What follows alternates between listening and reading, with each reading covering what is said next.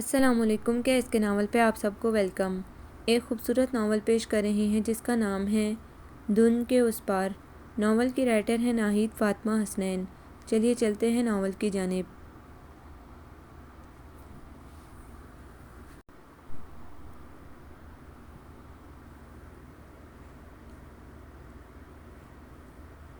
Mummy میں کچھ نہیں جانتی، کرت تڑکتی ہوئی اس کے پاس آئی تھی۔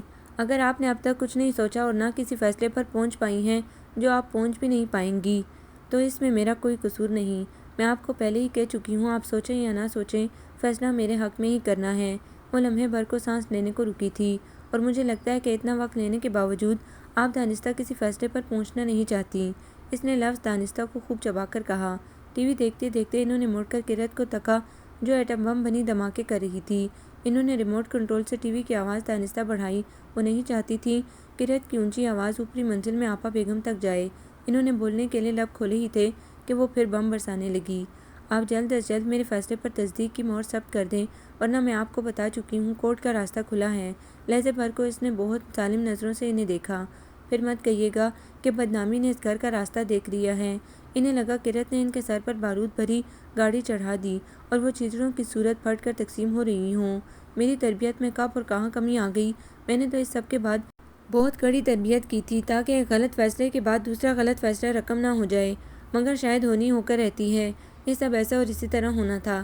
تاریخ ہمیشہ خود کو دہراتی ہے، مکافات کا عمل ہو کر رہتا ہے، اس سے مفر ممکن نہیں۔ خواہ ہم کتنی معذرتیں کتنی معافی نامے داخل کر دیں اور شاید یہی وہ مقام ہے جہاں معافیاں رائگاں جاتی ہیں۔ اپنے بوئے کو ضرور کاٹنا پڑتا ہے۔ اب یہ ہم پر ہے کہ ہم گلاب کاشت کریں کہ ببول۔ ہر دو صورتوں میں پھل وہی ملے گا جو ہم نے بویا ہوگا۔ وہ ایک ٹک کرت کو تکتی رہیں۔ انہیں لگا ان کی آنکھوں میں مرچیں سی بھر گئی ہوں۔ پھر ان میں نمی کا احساس ہوا۔ جتنی جلدی ہو آپ بابا سے بات کر لیں۔ اگر میرے فیصلے کو آپ اپنے نام سے سنائیں گی تو آپ ہی کی توقیر میں اضافہ ہوگا، ورنہ مجھے تو بہت ظالم مسکراہٹ اس کے لبوں کے گوشوں کو پھیلا گئی۔ میرے فیصلے سے کوئی باز نہیں رکھ سکتا۔ میں کوچنگ جا رہی ہوں، بائے۔ وہ ایڑیوں کے بل گھومی تھی۔ بنا جواب بنا اجازت لیے وہ اونچی ایڑی کھٹکھٹاتی گھر سے نکل گئی اور وہ بت بنی سوچے چلی گئی۔ لاکھ منع کرنے کے باوجود جدید تراش خراش کے ٹائٹ اور شارٹ ٹاپ، نت نئی سینڈلز، ہلکے ہلکے میک اپ میں کالج اور کوچنگ جانے والی لڑکیاں وہاں جا کر کیا کیا نہ گل کھلاتی ہوں گی، مگر جب انہوں نے روکنا چاہا تھا تب پلوں کے نیچے سے بہت سا پانی گزر چکا تھا اور یہ پانی باندھے گئے بند میں شگاف ڈالتا اپنا راستہ خود بنا رہا تھا۔ مرے مرے قدموں سے اٹھ کر وہ گیٹ بند کرنے گئی۔ ہلکا سا سر اونچا کر کے انہوں نے بالکنی میں کھڑی آپا بیگم کو دیکھا جو قیامت خیز طنز سے مسکرا کر اندر جانے کو مڑی تھیں۔ کپ کپاتے وجود کو بمشکل گھسیٹتی بیڈ روم تک لائیں اور بے دم ہو کر بیڈ پر گر سی گئیں۔ انہیں لگا جیسے دور و دیوار بھی آپا بیگم کے ساتھ مل کر طنزیہ کہکے لگا رہے ہیں۔ انہوں نے آنکھیں موند لیں۔ آج آنکھوں کو رونے سے مت روکیے، آج بارش تھمے ہم نہیں چاہتے۔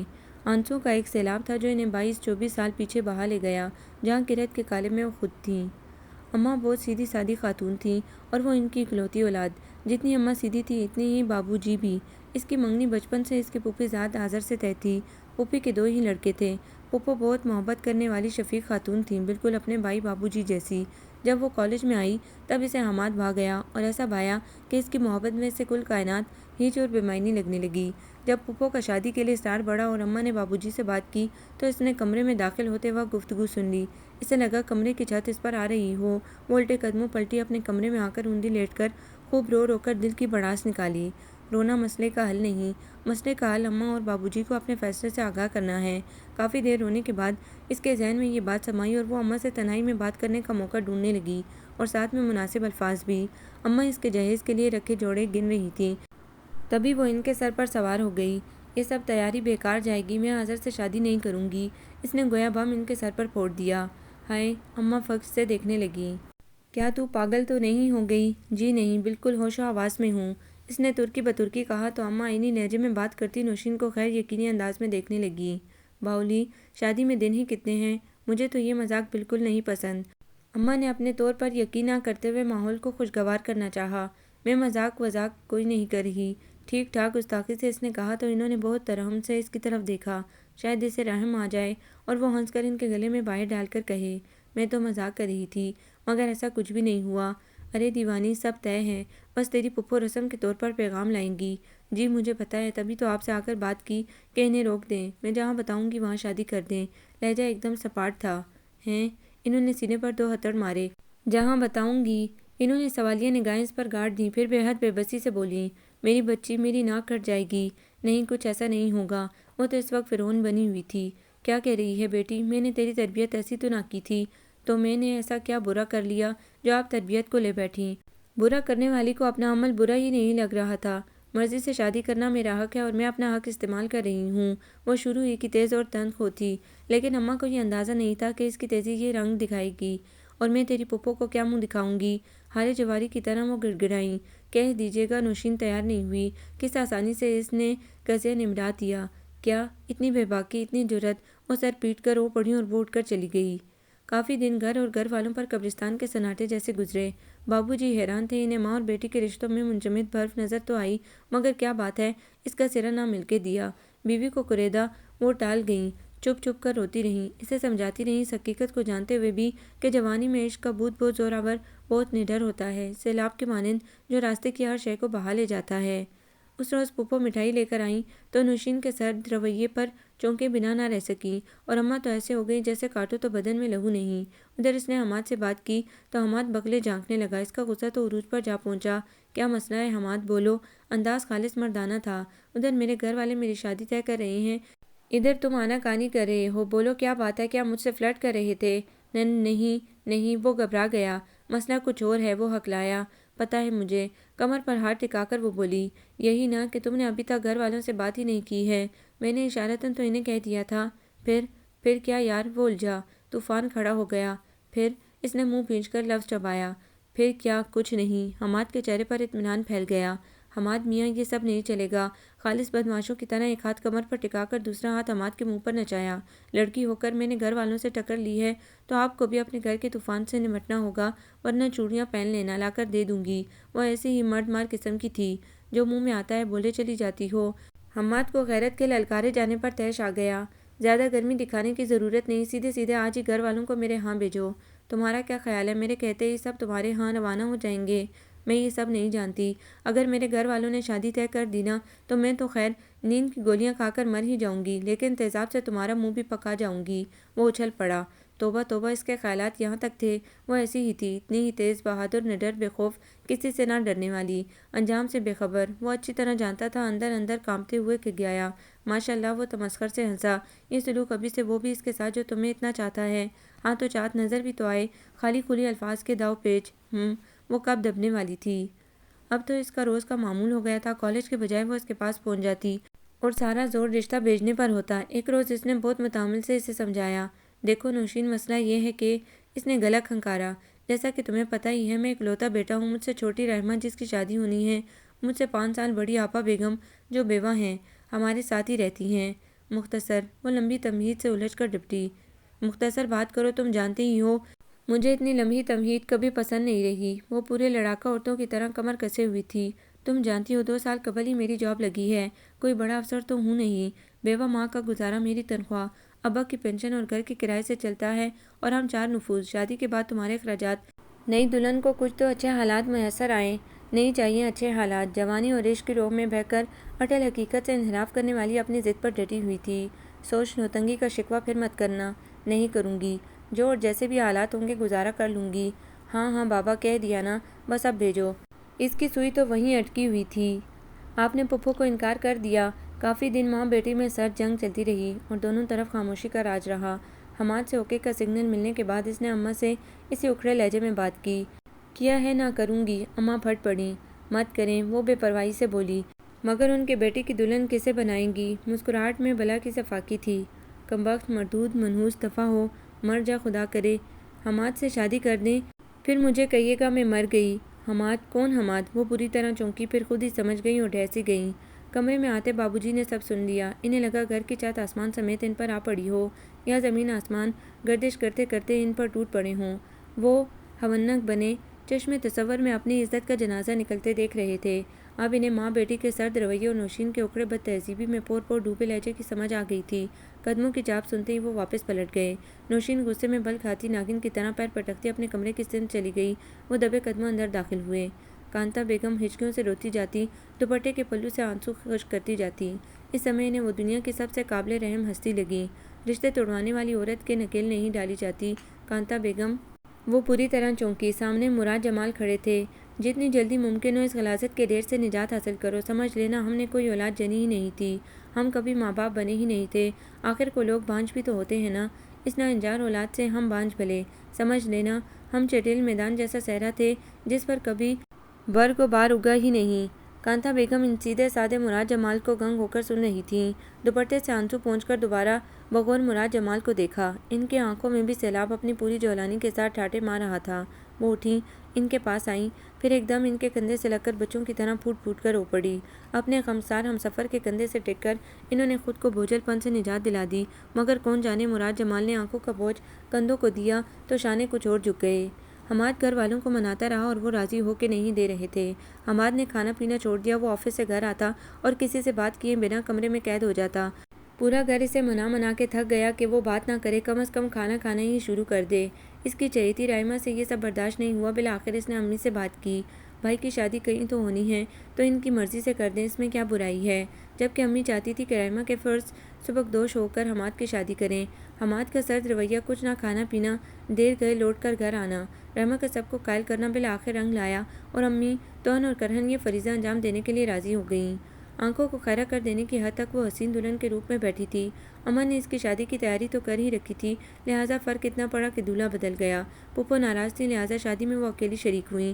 نہایت رسمی انداز میں انہوں نے اماں کو لفافہ دیا، بنا کھانا کھائے واپس چلی گئیں۔ نہ اسے دیکھنے آئی نہ پوچھا۔ خیر اسے کون سا فرق پڑنا تھا، اندھی خوشیوں میں ارد گرد کا دھیان کم ہی آتا ہے۔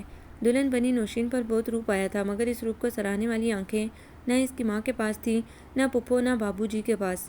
سب مشینی انداز میں اپنے اپنے فرائض انجام دے رہے تھے۔ اماں نے اسے شادی سے صرف 2 دن قبل مایوں بٹھا دیا تھا۔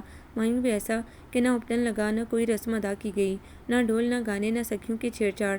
اس نے خود ہی اپنے اپٹن مل لیا۔ وہ جانتی تھی ناراضی میں ایسے ہی سلوک روا رکھے جاتے ہیں، مگر جب اماں نے مہندی کی رسم کو یہ کہہ کر انکار کیا کہ نہ اس فضول رسم کے لیے ہمارے پاس وقت ہے، نہ پیسہ، نہ اسلام اس رسم کی اجازت دیتا ہے، تب حماد کی ماں بہنوں نے سر ہلاتے ہوئے بری کا سامان یوں پٹک کر رکھا گویا وہ بھی پٹاخہ چھوڑ کر خوشی کا اظہار کر رہی ہوں۔ تب اسے دوسری طرف بھی سرد معاملات کا احساس ہوا۔ سب باتیں یاد کر کے لمحے بھر کو اس کا دل بھر آیا۔ کیا مائیں ایسی ہوتی ہیں؟ اپنی غلطی کا احساس تو تھا ہی نہیں، ماں کے رویے کا نوحہ تھا۔ پھر اس کا دکھ لمحوں میں تحلیل بھی ہو گیا جب اسے اس خیال نے چھوا کہ وہ حماد کی بننے جا رہی ہے۔ اسے اس سے کیا کوئی بھی کچھ بھی کرے۔ نکاح کے شور و غل کے باوجود اس کی آنکھوں میں آنسو بھر آئے۔ اس نے دور تک نگاہیں دوڑائیں، شاید اماں اور بابو جی آ کر اس کے سر پر ہاتھ رکھ دیں، جدائی کے خیال سے اسے لپٹا کر دعائیں ہی دے دیں، مگر نہیں، ایسا کچھ نہیں ہوا۔ اس نے سر جھکا لیا۔ برابر میں بیٹھا اس کا محبوب، جو اب اس کا مجازی خدا بن چکا تھا، اس نے کنکھیوں سے اسے دیکھا۔ یہ کیا؟ یہاں بھی چہرے پر دن کے 12 بج رہے تھے۔ عجیب بجھا بجھا سا چہرہ ہے۔ بندہ کسی کی شادی میں آتا ہے تب بھی چہرے پر مسکان ہوتی ہے، کجا کہ اپنی شادی پر یہ حال۔ امی عارضی مصحف کی رسم کرنی ہے، آپ اس طرف آ جائیں۔ آواز یقیناً حماد کی بہن رائمہ کی تھی۔ اس نے کان لگا دیے۔ دفع کرو۔ بالکل برابر سے حماد کی امی کی آواز سنائی دی۔ ہزاروں بار ایک دوسرے کو دیکھ چکے، کاہے کا عارضی مصحف؟ دل میں کوئی چیز ٹوٹی۔ اس نے مزید سر جھکا دیا۔ اسے لگا گمبھیر سناٹا اس کے اندر تک اتر گیا۔ چلو معینہ اب رخصت کرو۔ ایک اور آواز سنائی دی۔ ہاں ہاں اٹھو، کہہ کر خود ہی محترمہ اٹھ گئیں۔ ٹھہرے بہن، کی آواز پر اٹھنے والی رک گئیں۔ یہ آواز تو وہ لاکھوں کے مجمع میں بھی پہچان سکتی تھی۔ یہ اس کی ماں کی آواز تھی۔ اس کا دل بھر آیا۔ آخر کو ماں ہے نا، مجھ پر پیار آ ہی گیا۔ وہ سمجھ گئی تھی اماں دم رخصت سے پیار کرنے آئی ہیں۔ آپ نوشین اور حماد میاں ذرا ڈرائنگ روم تک چلیں۔ ہائے یہ اماں کیا حماقت کر رہی ہیں؟ وہ دل ہی دل میں سوچ سکی کہ اس کی ساس کی آواز سنائی دی۔ جی ڈرائنگ روم میں؟ وہ کیوں؟ بات کیا ہے آخر؟ ایک ہی سانس میں اتنے سوال۔ یہ میں وہیں جا کر بتاؤں گی۔ ہمیشہ کی طرح اماں کا لہجہ میٹھا ہی تھا۔ جی اچھا، چلو حماد اٹھو اور انہیں بھی کہو ڈرائنگ روم میں اپنی اماں کی بات سنیں۔ خدا جانے اب کیا تماشا ہو۔ آخری جملہ دبی زبان سے ادا کیا گیا، مگر اس طرح کہ وہ اور حماد تو سن ہی لیں۔ اس نے سر اٹھایا۔ معینہ بیگم یہ جا وہ جا۔ اس نے انتہائی ترحم طلب نگاہوں سے حماد کو دیکھا۔ اس نے چوروں کی طرح گردن جھکا لی اور قدم آگے کو بڑھائے۔ حماد، سسکی روک کر اس نے شکستگی سے پکارا۔ ہاں جلدی سے حماد نے اسے سہارا دیا۔ ڈرائنگ روم میں اماں نے باری باری تینوں کو دیکھا۔ اماں کے تیور کچھ اور ہی کہہ رہے تھے۔ دفعتاً ان کی آواز گونجی۔ یہ خود پسند کی شادی ہے جس میں ہماری پسند تو درکنار، مرضی کو بھی کوئی دخل نہیں۔ ہائے اسے جیسے بچھو ڈنک مار گیا ہو۔ یہ اماں ہے، وہ کم پڑھی لکھی سادہ لو اماں تو نہ تھیں، وہ تو کوئی طوفان اپنے اندر چھپائے شیرنی لگیں، جن کے الفاظ دھماکوں کی صورت اس کی سماعتوں پر برس رہے تھے۔ اسے اماں سے ایسی توقع ہرگز نہیں تھی، وہ تو شروع ہی سے بہت تیز ترار تھی، جبکہ پورا خاندان اماں اور بابو جی کو اللہ میاں کی گائے جیسے لقب سے نوازتا تھا۔ یہ کیسی گائے تھی جو اس بری طرح ٹکرا رہی تھی؟ نوشین کو رگوں میں لہو منجمد ہوتا محسوس ہوا۔ آپ انہیں عمر بھر کے لیے رخصت کروا کر لے جائیں، اب ان کا ہم سے اور ہمارا ان سے ناطہ یہیں اور اسی جگہ ختم ہو گیا۔ اف خدایا، ذلت سی ذلت، وہ زمین میں نگاہوں کے ساتھ ساتھ گڑی جا رہی تھی۔ یہ ہمارے لیے اور ہم ان کے لیے مر گئے۔ وہ نوشین کی سمت جھکیں۔ کیوں، تم نے یہی کہا تھا نا، آج کے بعد تمہیں سمجھ آئے گا کہ اپنی لاش کو کندھا دینا کتنا دشوار ہوتا ہے۔ اماں نے اس بار اس کے کان میں سرگوشی کی تھی۔ وہ جب تک نظریں اٹھاتی وہ ڈرائنگ روم سے جا چکی تھیں۔ بمشکل تمام اس نے ترچھی نظروں سے پہلے حماد کو دیکھا۔ اس کا چہرہ بھی ذلت اور رسوائی پر دھواں دھواں تھا۔ ایسے رد عمل کی توقع تو نہ حماد کو تھی نہ اسے۔ ساس کے چہرے پر طنز، نفرت، حقارت اور اسی جیسی لاکھوں جذبے ایک ایک کر کے رنگ بدل رہے تھے۔ چلو، ٹپٹ کر انہوں نے سکوت کو توڑا اور خود آگے نکل گئیں۔ نہ قرآن کا سایہ، نہ سکھیوں کے گیت۔ وہ از خود حماد کا بازو پکڑے دھیرے دھیرے اس کی جانب بڑھی، جو سجی سجائی اس کی منتظر تھی۔ وہ دھیرے دھیرے چلتے ہوئے بھی مڑ مڑ کر اماں بابو جی کو تلاش کر رہی تھی۔ کاش وہ کہیں سے آ جائیں، باہوں میں بھر لیں اور کہیں آئندہ تجھے معافی نہیں ملے گی، اور لپٹا لیں۔ مگر ایسا کچھ نہیں ہوا۔ اب بچا بھی کیا تھا؟ اماں نے اس کی خوشیوں اور خوشیوں بھرے ارمانوں میں چنگاری چھوڑ دی تھی۔ مڑ کے یہ بھی نہ دیکھا کہ وہ جل کر کس طرح خاکستر ہو گئی۔ اور بابو جی، وہ تو اس پورے عرصے میں کہیں نظر ہی نہیں آئے۔ اس کو لاؤنج میں بٹھا دیا گیا تھا۔ گھر میں آوازوں کا ایک شور برپا تھا۔ اماں کے الوداعی جملوں کی کڑواہٹ ابھی تک حلق میں تازہ تھی۔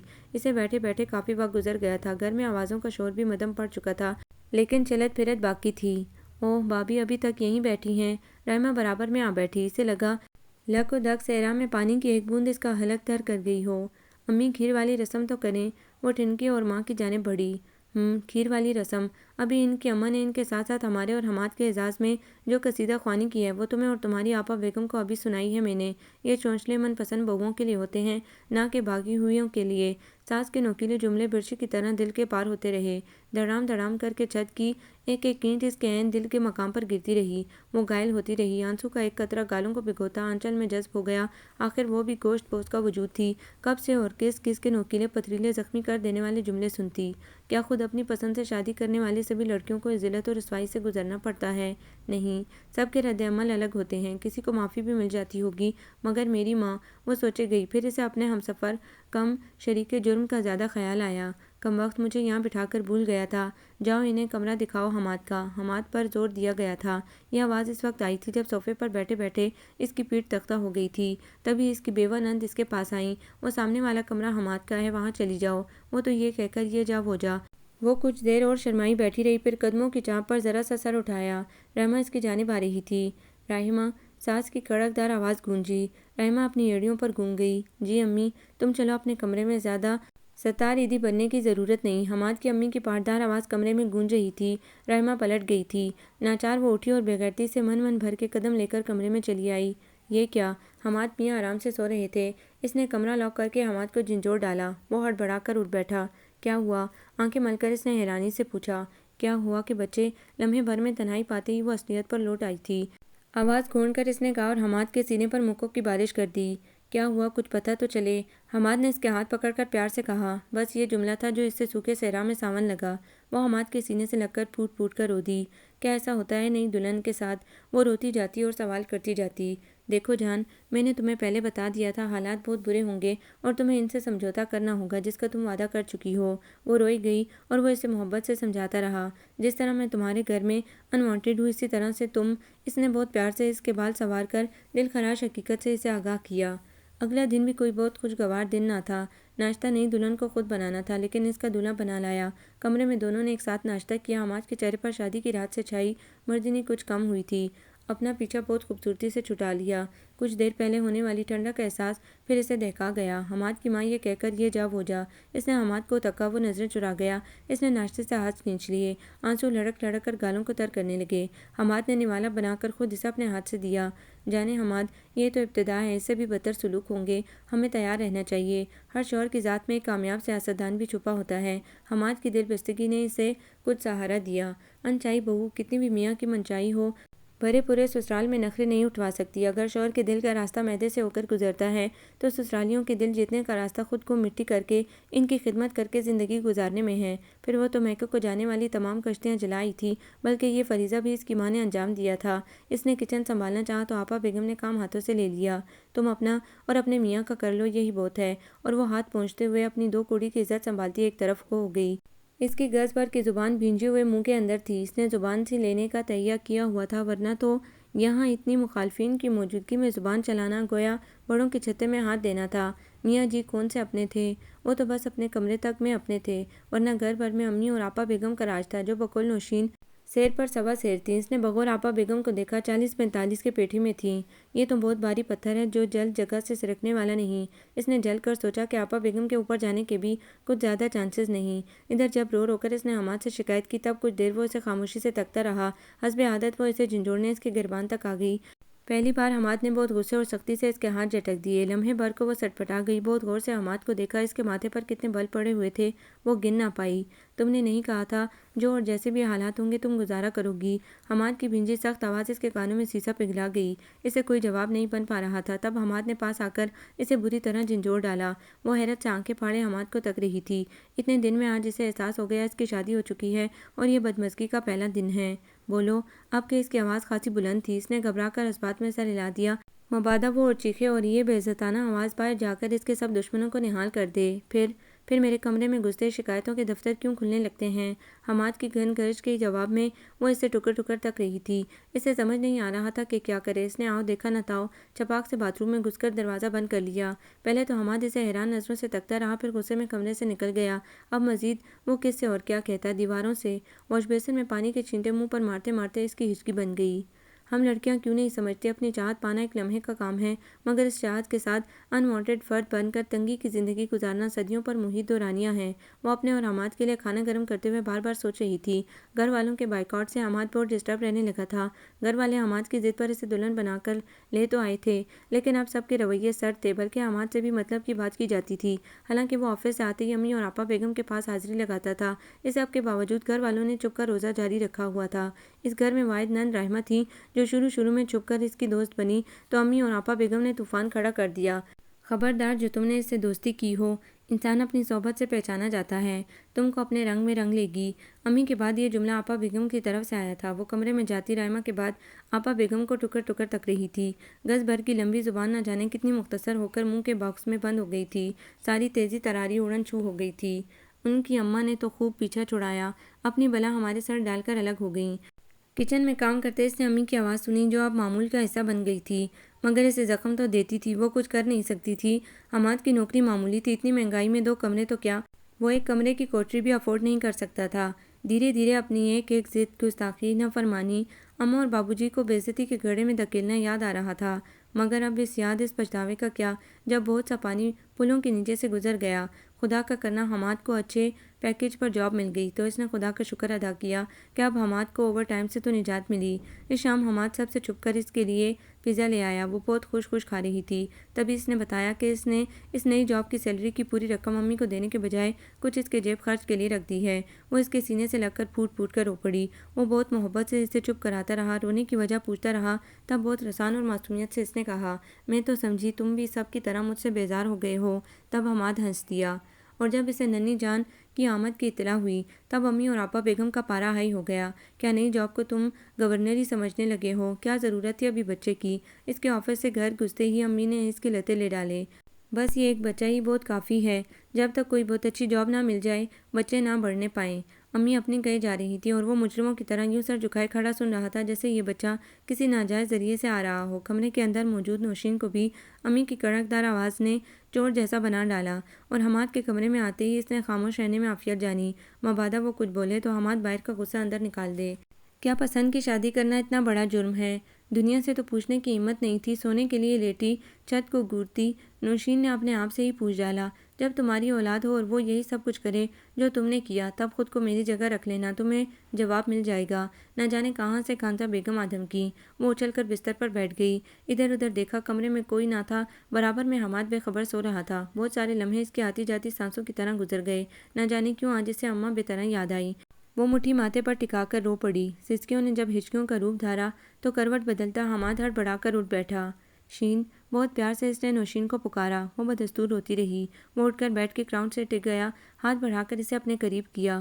کیا ہوا شین؟ بس حماد کا یہ جملہ تھا کہ اسے ایک ہمدرد کا کندھا نصیب ہو گیا جس پر سر ٹکا کر خوب روئی۔ حماد، کیا بچے کی خبر سن کر میری اماں مجھے معاف کر دیں گی؟ حماد نے سر ڈال دیا۔ وہ بھلا اس کی ماں کا مزاج آشنا کب تھا، کیا جواب دیتا؟ بولو نا حماد، وہ پھر سسکی۔ کر تو دینا چاہیے، وہ اس کے سوا جواب دے بھی کیا سکتا تھا؟ حماد، تمہارے لہجے میں یقین اور اعتماد کی گرمی کیوں نہیں ہے؟ اس لیے کہ یہ سکے تو ہم گوا چکے ہیں، وہ صرف دل میں سوچ سکا۔ جوں جوں اس کی ڈیلیوری کے دن قریب آ رہے تھے، ایک انجانا ڈر اور خوف اس پر طاری تھا۔ اور پھر جس دن وہ اسپتال جا رہی تھی بے حد پریشان اور گھبرائی ہوئی تھی۔ آج اسے قدم قدم پر اپنی گستاخی اور منمانی کا صدمہ تھا، اس کے بھگتے جانے والے نتائج کا احساس بھی۔ زندگی کا نیا اور پہلا تجربہ ہونے جا رہا تھا، مگر اس کے ساتھ جانے والا کوئی نہیں تھا، بس اس کا ہمسفر تھا جس کے چہرے پر پہلے ہی تفکرات نے ڈیرے ڈالے ہوئے تھے۔ میں ایک آخری کوشش اور کر لیتا ہوں امی کو منانے کی، وہ مرے مرے قدموں سے جاتے رک کر پلٹا۔ نوشین نے صرف ہاں میں سر ہلانے کو ترجیح دی۔ دیکھو حماد، تم اپنی شادی سے پہلے کیے وعدے پر قائم رہو۔ جب ہم نے یہی شرط رکھی تھی کہ ہم تمہارے کسی کام نہیں آئیں گے، اور اسی شرط پر ہم اس جیسی والدین سے بھاگی لڑکی کو تمہاری بیوی بنا لائے تھے۔ جب یہ فیصلہ تم لوگوں کا ہے تو اس کے ثمرات اور نقصانات بھی تم دونوں ہی بھگتو۔ امی کی آواز نے اس کے دردوں میں اضافہ ہی کیا تھا۔ حماد اس کے پاس آ چکا تھا، جھک کر اس کا سامان اٹھانے لگا تو اس کے چہرے پر چھائی تھکن اسے بوڑھا دکھانے لگی۔ نوشین کو اپنے بجائے حماد پر ترس آنے لگا۔ جب نرس نے اسے بیٹی کی خبر سنائی تھی تب وہ بری طرح خوف سے لرز گئی تھی۔ نہیں نہیں، لڑکی نہیں ہو سکتی، وہ ہذیانی انداز میں چیخی تھی۔ نہیں، میں نے خدا سے بیٹے کی دعا کی تھی۔ نہیں، لے جاؤ اسے، مجھے بیٹی نہیں چاہیے۔ اس کے بری طرح چیخنے پر نرس نے بچی کو اپنے ہی بازو میں دبائے رکھا۔ باہر لا کر حماد کو دکھایا تو وہ اس پر نظر پڑتے ہی لمحے بھر کو سب بھول گیا۔ کمرے میں آ کر بھی وہ خوف میں مبتلا رہی۔ اس نے بیٹی کی شکل تک نہ دیکھی۔ کیا ہو گیا ہے شین؟ تم ایک نظر دیکھو تو صحیح، کتنی پیاری ہے ہماری بیٹی۔ اس نے کوئی جواب نہ دیا، خزاں کے لرزیدہ پتے کی طرح بس کانپتی رہی۔ وہ کسی کو کیا بتاتی کہ اماں کا ایک جملہ اندھے سائے کی طرح اس کے تعاقب میں ہے۔ جب تمہاری بیٹی ہو اور وہ یہی سب کرے تب میری جگہ پر خود کو رکھ لینا۔ اسے گھر آئے 5واں دن تھا، مگر اس نے ابھی تک نظر بھر کے بیٹی تک کو نہیں دیکھا تھا۔ ہاں، بیٹی کے آنے سے اتنا ہو گیا تھا کہ رائمہ اس کے کمرے میں بلا دھڑک آنے جانے لگی تھی، بچی کو اٹھا لیتی، کمرے سے لے جاتی یا شاید امی کے پاس بھی لے جانے لگی تھی۔ شین، شین، حماد خوشی اور سرگوشی میں اسے پکار رہا تھا۔ اس نے خفیف سی گردن موڑ کر اسے دیکھا۔ اس کے چہرے پر خوشی پھوٹی پڑ رہی تھی۔ پتہ ہے امی قرت کو گود میں لیے پیار کر رہی ہیں؟ وہ اچھل کر مارے خوشی کے بستر پر بیٹھ گئی۔ سچ؟ اس کی آواز نہیں نکل رہی تھی۔ ہاں ہاں، میں جھوٹ کیوں بولنے لگا؟ یعنی امی کی ناراضی ختم، کم از کم قرت سے تو، یعنی ہم سے نہیں۔ وہ پھر افسردہ ہو گئی۔ اب یہ میں کیا کہہ سکتا ہوں؟ پھر حماد، اس کا مطلب ہے اماں بھی مجھے قرت کے صدقے میں معاف کر دیں گی؟ اس کی سوئی پھر اپنی اماں پر جا اٹکی۔ حماد چپ ہو رہا، وہ بےتاب ہو گئی۔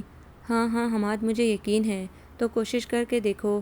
یوں معاملہ 1.25 مہینے پر لٹک گیا۔ اس نے چلے ہی میں نہ صرف حماد بلکہ پورے گھر کا کام سنبھال لیا۔ اسے مزاحمت کا بالکل سامنا نہیں کرنا پڑا۔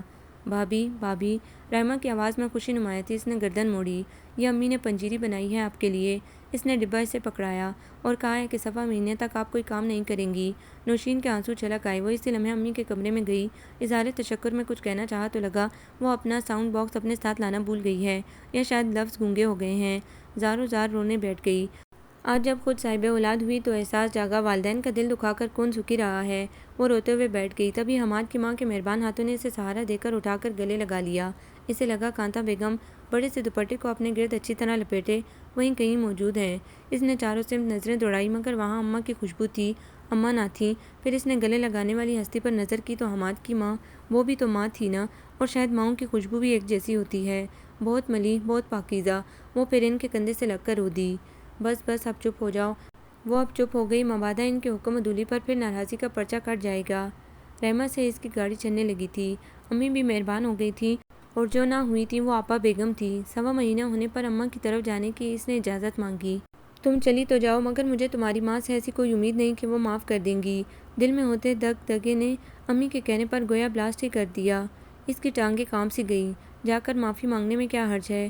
پڑپڑاتے لبوں سے اس نے پوچھا۔ ہاں ہاں ضرور، انہوں نے سر ہلا دیا اور وہ جیسے اڑی اڑی چلی گئی۔ گھر کے دروازے پر غیر معمولی رش اس کا دل بیٹھنے لگا۔ پھر بھی اس نے ننھی قرت کو دبائے دبائے قدم اندر بڑھائے۔ اندر کا منظر اس کا دل دہلا دینے کو کافی تھا۔ سامنے گہوارے میں بابو جی کی میت رکھی تھی اور گہوارے کے پاس کانتا بیگم پتھر بنی بیٹھی تھی، نہ آنکھ میں آنسو نہ لبوں پر فریاد۔ وہ گہوارے سے لپٹ کر چیخیں مار مار کر رونے لگی۔ اس کو مدت بعد دیکھ کر رشتہ دار اس کے ارد گرد جمع ہو گئے۔ جن دو آنکھوں میں حیرت اور ناپسندیدگی تھی وہ کانتا بیگم اور پھپھو تھیں۔ ماں تو ماں ہوتی ہے، کتنی بھی سنگ دل ہو اولاد کے لیے موم ہو ہی جاتی ہے۔ یہی سوچ کر اس نے قرت کو ان کی گود میں دے کر ان سے لپٹنا چاہا۔ کانتا بیگم نے قرت والا بڑا ہوا ہاتھ اپنے ہاتھ سے روک کر پیچھے کیا اور خود اپنا منہ موڑ لیا۔ اس پر حیرتوں کے پہاڑ ٹوٹ پڑے۔ کیا مائیں اتنی پتھر دل ہو سکتی ہیں؟ بابو جی کی میت پر روتے ہوئے بارہا اس نے سوچا۔ سر اٹھا کر اس نے ماں کو پھر دیکھا۔ انہوں نے بھی نظر اٹھائی تھی، صرف ایک بار اس پر ڈالی بھی تھی۔ ان نظروں میں کچھ ایسا تھا جیسے کہہ رہی ہوں، جو بیٹیاں والدین کو زندہ درگور کر دیں، زندہ دیوار میں چننے کے بعد قطرہ قطرہ سانس لینے پر مجبور کر دیں، ان پر ترحم کی نگاہ کیسی؟ بس وہ پہلی اور آخری نظر تھی جو انہوں نے اس پر ڈالی۔ جنازہ اٹھ جانے کے بعد تک انہوں نے دوسری نگاہ اس پر نہ کی۔ پھپھو آپ مجھے معاف کر دیں اور اماں سے بھی معافی دلوا دیں۔ ایک کونے میں کھڑی پھپھو کو اس نے جا لیا۔ بھائی جی کی بیماری میں نے بہت کوشش کی کہ تم کو بلا لوں، مگر نہ بھائی جی مانے نہ بھابھی بیگم۔ دونوں نے کہا مرنے والے بلائے نہیں جاتے، وہ ہمارے لیے مر گئی۔ پھپھو آگے بڑھ گئی۔ ماضی میں کہے اپنے جملے سے یاد آ گئے۔ اس نے یہی تو کہا تھا، مجھے رخصت کر دے، پھر سمجھے گا میں مر گئی۔ میں واقعی مر گئی۔ وہ زیر لب بڑبڑائی۔ اس کمرے میں جو کبھی اس کا تھا، اماں کو جاتے دیکھا، تبھی زکن بھر کر اس نے اماں کو جا لیا۔ وہ رو رہی تھی۔ سسکیاں لیتے ہوئے اس نے ہاتھ جوڑ دیے۔ اماں مجھے معاف کر دیں۔ اماں اپنے پیچھے اس کے چلے آنے پر بے خبر تھی۔ اس کی آواز سے چونکی تو ضرور، مگر لمحے بھر میں اٹھتا ہوا سر وہیں روک لیا، اس کی طرف نگاہ نہیں کی۔ اماں کہیں تو میری شادی کرنی تھی نا، یہاں ہو گئی تو کیا برا ہو گیا؟ اس نے اماں کو تکا، مگر وہاں بدستور خاموشی رقصاں تھی۔ اماں، حماد کی امی نے بھی ہمیں معاف کر دیا، آپ بھی معاف کر دینا۔ اس نے ان سے لپٹ جانا چاہا۔ ان کے بوڑھے ناتواں بازوؤں میں نہ جانے اتنی طاقت کہاں سے آ گئی جو انہوں نے زوردار دھکا دے کر اسے پرے کیا۔ وہ بچی سمیت گرتے گرتے بچی تھی۔ بڑی غضبناک آنکھیں تھی، شعلہ جیسے لپک رہا ہو۔ حماد کی ماں کی عزت نمک تھی، میری تیل نمک ہتھیلیوں کی اوک سے اٹھ جاتا ہے، تیل نہیں۔ پھر تم نے ہم دونوں کی عزت کا جنازہ نکالا تھا۔ مرے ہوئے لوگ معاف کرنے کا اختیار نہیں رکھتے۔ وہ سانس لینے کو رکی تھی۔ ایک وقت تھا میں تمہارے آگے گڑ گڑا رہی تھی، ہاتھ جوڑ کر اپنی اور تمہارے بابو جی کی عزت کے واسطے دے رہی تھی۔ اس وقت تم خود کو بادشاہ وقت تصور کر رہی تھی، اور آج بھکاری بنی میرے در پر سر رگڑ رگڑ کر معافی طلب کر رہی ہو۔ چلی جاؤ اور آئندہ مجھے اپنی منحوس صورت مت دکھانا۔ اماں اسی تنتنے سے نکل کر کمرے سے گئیں۔ کبھی جو تنتنا اس کا خاصا تھا۔ تب بھی پھپھو دوبارہ کمرے میں آئیں۔ آنسوں سے تر چہرہ بمشکل اس نے اٹھایا۔ بھابھی بیگم کہہ رہی ہیں اب تم مزید تاخیر مت کرو اور اپنے گھر چلی جاؤ۔ اب کیا رہ گیا تھا؟ وہ ہارے ہوئے جواری کی طرح پیر گھسیٹ گھسیٹ کر گھر سے نکل گئی۔ بیڈ پر گھنٹوں وہ روتی رہی۔ جب وہ پسمردہ چہرے سے گھر میں داخل ہوئی تھی تبھی حماد اور اس کی امی نے بانپ لیا تھا، مگر مصلحتاً کچھ بولی نہیں تھی، اور اب وہ رو رہی تھی۔ کھاٹ میں لیٹی ننھی قرت بھی بھوک سے بلک رہی تھی۔ تبھی رحمہ اندر آ گئی۔ اسے ہلانا چاہا تو اس نے حرکت نہ کی۔ وہ مجبوراً قرت کو لے کر باہر چلی گئی۔ اب اس کا جینا مرنا اس گھر اور گھر والوں سے وابستہ ہو گیا تھا۔ اب وہ زیادہ تر گمسم ہی رہتی تھی۔ حماد بہت دلجوئی کرتا، بار بار کہتا بھول جاؤ۔ وہ گہری سانس بھر کر اپنی ہتھیلی پھیلاتی۔ حماد جیسے ہتھیلی کی لکیریں مٹ نہیں سکتی، اسی طرح ماں باپ بھلائے نہیں جا سکتے۔ باقی جذبات کی برف پگھلے تو ندامت ہی ہاتھ آتی ہے۔ نہ جانے دل کے کسی گوشے سے آواز ابھری تھی، اسے پھر چپ لگ گئی۔ اس روز وہ رحمہ کو لون کے سوٹ دلوانے بازار لے گئی۔ وہاں اسے اپنی پرانی کالج فرینڈ مل گئی۔ دونوں ایک دوسرے سے لپٹ گئیں۔ پہلی نظر میں اسے رحمہ اپنے بھائی کے لیے بھاگ گئی۔ اس نے وہیں کھڑے کھڑے اسے پروپوزل دے دیا۔ وہ اپنی دوست مونا کو گھر دکھانے کے بہانے لے آئی۔ امی بھی اس سے مل کر بہت خوش ہوئیں۔ مونا بہت کرینے کی تہذیب اور رکھ رکھاؤ والی لڑکی تھی۔ اس کا بھائی انگلش فرم میں سافٹ ویئر انجینئر تھا۔ گھر بھی اچھے علاقے میں تھا۔ سیلری پیکیج بھی خاصا ہینڈسم تھا۔ مونا کے جانے کے بعد اس نے ڈائننگ ٹیبل پر کھانا چنتے ہوئے امی سے مونا کے لیے پیغام کے حوالے سے بات کی۔ ٹیبل پر بیٹھی آپا بیگم کا غصہ ان کے چہرے سے چھلک رہا تھا۔ اس نے امی پر نگاہ ڈالی۔ وہ اس کی بات سن کر چپ ہو گئی تھی۔ جب اس نے دوبارہ اپنی بات دہرائی تب انہوں نے انسنی کر دی۔ وہ سمجھ گئی امی شاید آپا بیگم کی موجودگی میں کوئی بات نہیں کرنا چاہتی، لہٰذا وہ خود بھی کھانے بیٹھ گئی۔ اس نے حماد کو آتی ہی مونا کے دیے رشتے کے حوالے سے امی کی رائے حاصل کرنے کی بات کی۔ آخر کیا برائی ہے مونا کے بھائی میں؟ تعلیم یافتہ ہے، اکلوتا ہے، اچھی جاب ہے، اچھی جگہ رہائش ہے، اور کیا چاہیے؟ اندر کمرے سے آتی حماد کی آواز پر اس نے بھی کان لگا دیے۔ یہ پیغام جس ذریعے سے آیا ہے، ہمیں اس ذریعے پر اعتراض ہے، ہمیں وہ ذریعہ قبول نہیں۔ گو امی کی آواز مدھم تھی، لیکن اسے اپنے کانوں میں پگھلا سیسا اترتا محسوس ہوا۔ کیا مطلب؟ میں سمجھا نہیں۔ وہ سمجھ گئی تھی، بدھو حماد نہیں سمجھ پایا تھا۔ مطلب یہ کہ مونا نوشین کی دوست ہے، اور دوست اپنی صحبت سے پہچانا جاتا ہے۔ جیسی نوشین ویسی اس کی دوست۔ یہ آپا بیگم تھی جو دل کی بڑاس نکال رہی تھی۔ اس کا تو مطلب ہے آپ نے ابھی تک نوشین کو دل سے معاف نہیں کیا۔ حماد نے آپا بیگم کی کڑوی گولی حلق سے بمشکل اتاری۔ جو بات نوشین کے دل میں تھی وہ حماد نے پوچھ لی تھی۔ ہاں میں نے معاف کر دیا، صرف کرت کی بدولت۔ کرت میرا خون ہے، میں نہیں چاہتی تھی کہ لا تعلق رہوں تو کرت بگڑ جائے۔ اس کی تربیت میں اپنی نگرانی میں کروں گی۔ وہ باہر کھڑی دل محسوس سی رہ گئی کہ امی کی پھر آواز سنائی دی، لیکن شاید معاف کرنے کا تم دونوں نے غلط مطلب اخذ کیا ہے۔ معاف کر دیا، لیکن جو کچھ تم دونوں نے کیا ہے وہ ناکردہ نہیں ہو سکتا ہے۔ پھر معافی کیا ہوئی؟ حماد دھیمے لہجے میں اپنی بات پر ڈٹا ہوا تھا۔ معافی یہ ہوئی کہ میں نے تم دونوں سے دل صاف کر کے بات چیت شروع کر دی، تم دونوں کا خیال رکھنے لگی، بس اس سے اور زیادہ کی تم امید بھی مت رکھنا۔ امی بہت سے لوگ محبت کی شادی کرتے ہیں، کیا سب کے ساتھ ایسا ہی ہوتا ہے؟ سب کے اپنے اپنے تجربے، اپنے اپنے رد عمل ہوتے ہیں۔ امی پڑھی لکھی خاتون تھی، بہت رسان مگر مدلل بات کر رہی تھی۔ جو برابر والی پڑوسن کر رہی ہیں کیا ضروری ہے میں بھی وہی کروں؟ وہ تھوڑا ہنسی تھی۔ اب نوشین کی ماں نے نوشین کو مستقل تھوک دیا، مگر میں نے دونوں کو چاٹ لیا تو یہ معافی تو کر دیا، یہ الگ رد عمل تو ہے۔ کافی دیر کمرے میں گمبھیر سناٹے کا راج رہا، باہر بیٹھے ہونے کے باوجود اسے اندر کے بوجھل ماحول کا اندازہ تھا۔ کافی دیر بعد امی کی مدھم آواز پھر سنائی دی، بیٹا یہ زندگی ہے، اصل اور حقیقی زندگی، کسی چینل پر چلنے والا 20-22 قسطوں کا کھیل نہیں جس میں تھوڑی ناراضی اور بعد میں سب اچھا ہو جاتا ہے۔ اصل زندگی ڈراموں، سٹیج افسانوں اور تھیٹر سے بہت مختلف ہوتی ہے۔ یہاں دل میں آئی کر شیشے پر آئے بال جیسی ہوتی ہے، کبھی نہیں نکلتی، کبھی نہ کبھی کسی نہ کسی لمحے ضرور آنچ دے جاتی ہے جس کی کسک برسوں دل کے پردوں پر دستک دیتی ہے۔ امی کی لمبی تمہید نے دل میں خزاں رت اتار دی۔ کتنے ہی موسم آئے اور گزر گئے، دل کے موسم پر چھائی پت جھڑ ساون میں تو بدل گئی، مگر بہار رت آ کے نہ دی۔ دل میں پھر ہوک اٹھی ماں کے سینے سے لگ جانے کی، ہاتھ پیروں کو چوم لینے کی، ان کی پوریں اپنی آنکھوں سے مل لینے کی، اور کچھ نہیں تو ان کے سبک ملی پر نور چہرے کی دیدار کی تو قدم یکبارگی پھر ماں کے گھر کی جانب اٹھ گئے، خفت کے احساس سے بنا کسی کو بتائے۔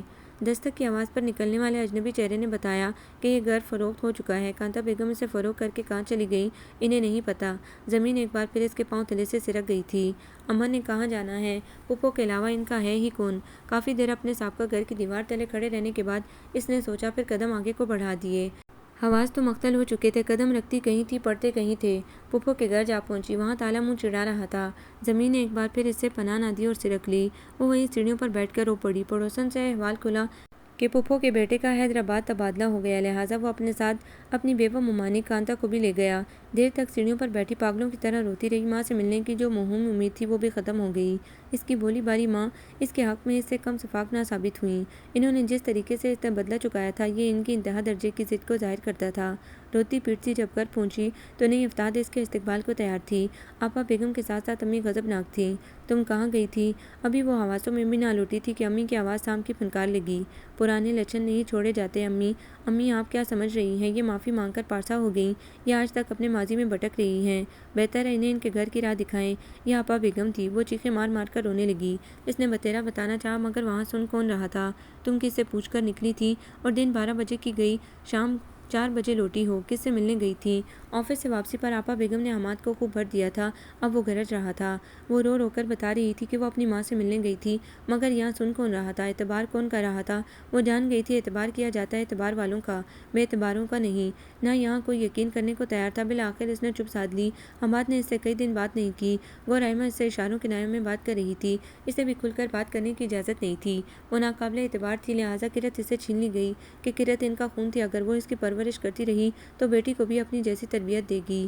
وہ اپنی ہی اولاد، اپنے جگر گوشے کی جدائی برداشت نہیں کر پا رہی تھی، لیکن ضرب تو عزت پر آئی تھی۔ وہ اتنے عرصے بعد بھی اپنا مقام، اپنا اعتبار نہیں بنا سکی تھی، تو ایسی زندگی پر وہ بیک گراؤنڈ سے ٹکی سوچے گئی۔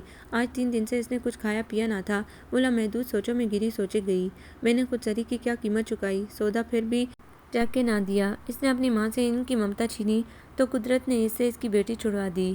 تم ناقابل اعتبار ہو، میں سوچ بھی نہیں سکتا تھا کہ میرے بعد ایک بچی ہو جانے کے بعد بھی تم بھٹک جاؤ گی۔ یہ آپا بیگم کی لگائی آگ تھی جس کے شعلے حماد کے منہ سے برس رہے تھے۔ اس کی چیخیں زمین آسمان ایک کر رہی تھیں۔ تبھی حماد کا ایک سناٹے دار تھپڑ اسے چپ کروا گیا، اور تب سے آج تیسرے دن تک اسے چپ لگی تھی۔ اب آنسو تھے یا آہیں؟ کرت کی جدائی وہ الگ، جب کبھی کرت کی آواز آتی وہ دل محسوس کے رہ جاتی۔ ان سب کے باوجود اسے یقین کامل تھا کہ امی اور رحمہ کرت کی بہت جان فشانی سے دیکھ بھال کر رہی ہوں گی۔ حماد آتا اور امی کے کمرے میں چلا جاتا۔ خدا جانے آپا بیگم نے کیسا بھرا تھا کہ وہ اس کی صفائی سننے کو تیار ہی نہیں تھا۔ وہ جس کی خاطر سب اس سے ناراض ہو گئے، سب نے قطع تعلق کر لیا، وہی آج بیگانہ بنا ہوا تھا، وہی اسے دوش دے رہا تھا، الزامات کی بوچھاڑ کر رہا تھا۔ دوسروں کے لگائے بہتانوں پر آمنا صدق نہ کر رہا تھا۔ وہ جائے-نماز پر سر پکڑے بیٹھی بڑبڑا رہی تھی۔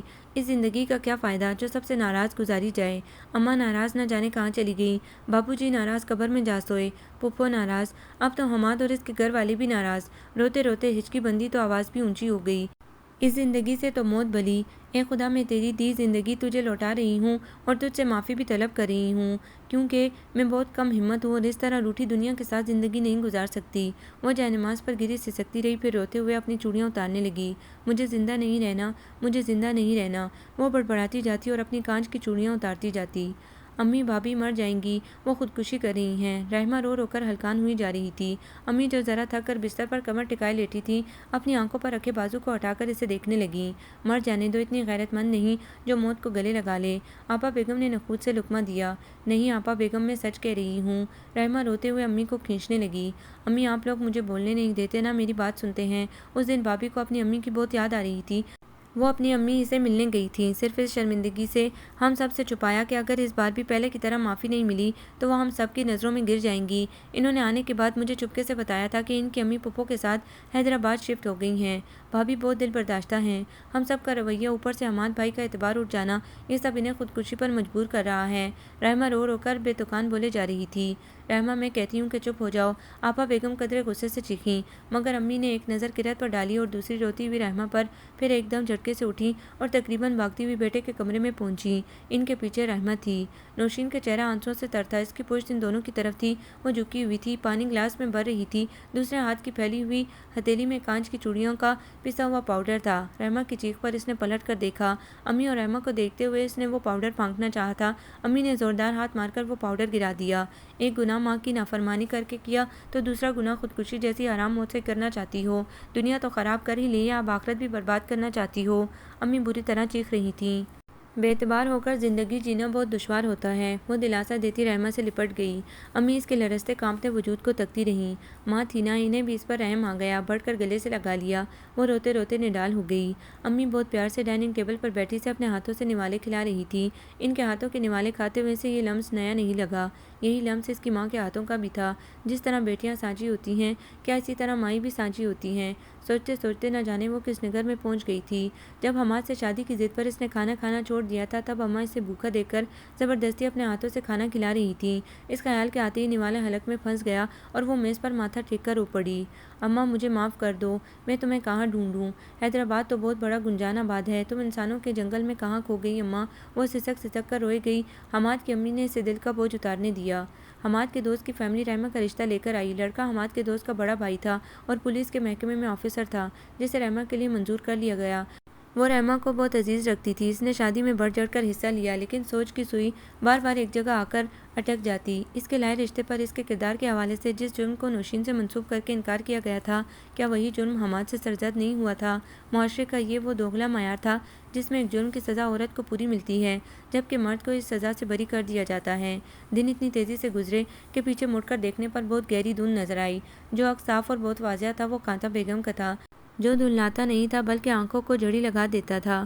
قرت جوں جوں بڑی ہوتی جا رہی تھی، اس کے اندر کی ضد اور خودسری کے خدوخال بڑے واضح ہو رہے تھے۔ نوشین اس کی خودسریوں پر اندر ہی اندر سہم جاتی اور یہ تمام خودسری حماد اور اس کے ساتھ تھی، وگرنہ اس کا دادی سے تو بڑا احترام والا رشتہ تھا، ہر چھوٹی بڑی بات پر حکم بجا لانے والا، فرمانبرداری کا۔ قرت کے میٹرک میں آتے ہی امی اللہ کو پیاری ہو گئیں۔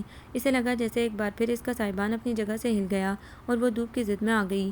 آپا بیگم کی کبھی اس سے نہ بنی۔ امی کے مرتے ہی آپا بیگم اوپری منزل میں منتقل ہو گئیں، جو رحمہ کی شادی کے بعد سے خالی کروا لیا گیا تھا۔ وہ اپنا کھانا خود بناتی تھیں۔ انہوں نے نوشین سے احسان لینا گوارا نہیں کیا۔ حماد آفس سے آنے کے بعد پابندی سے آپا بیگم کے پاس ضرور حاضری لگاتا۔ رحمہ جب جب سسرال آتی تو وہ ساس کا کردار خوب نبھاتی، گو کہ وہ بھابھی تھی، لیکن لین دین میں کبھی وہ پیچھے نہ ہٹتی۔ امی کے انتقال کے بعد اس نے قرت کو بڑی نگرانی میں رکھا تھا۔ نہ جانے کب اور کس طرح سورج کی آتشی کرن کون سے روزن سے اندر داخل ہو گئی تھی کہ جاگتی آنکھوں بھی اسے کچھ پتہ نہیں چل سکا۔ یہ تو اس کے وہم و گمان بھی نہیں تھا کہ اتنی کڑی نگرانی میں بھی ایسا ہو جائے گا۔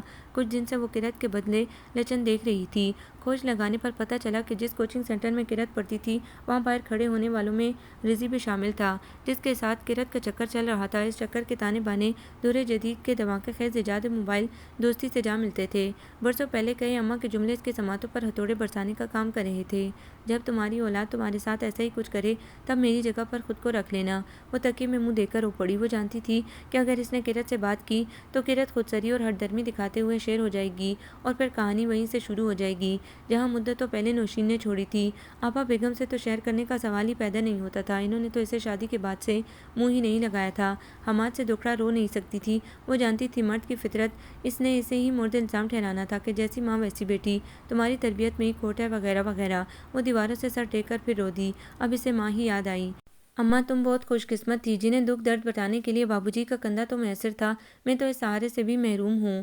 وہ بیڈ پر گری مسلسل رو رہی تھی، تبھی کسی مہربان ہاتھ نے اس کے شانے چھوئے۔ وہ چونک کر مڑی۔ سامنے حماد کھڑا تھا۔ وہ تیزی سے آنسو چھپانے کے چکر میں باتھ روم میں بھاگی اور حماد اسے حیرت سے جاتا دیکھ کر کچھ کہنے سے رک گیا۔ جب وہ کافی دیر اندر رہنے کے بعد باہر آئی تب بھی اس کی آنکھیں رونے کی چغلی کھا رہی تھیں۔ حماد ایزی ہو کر بیٹھ چکا تھا۔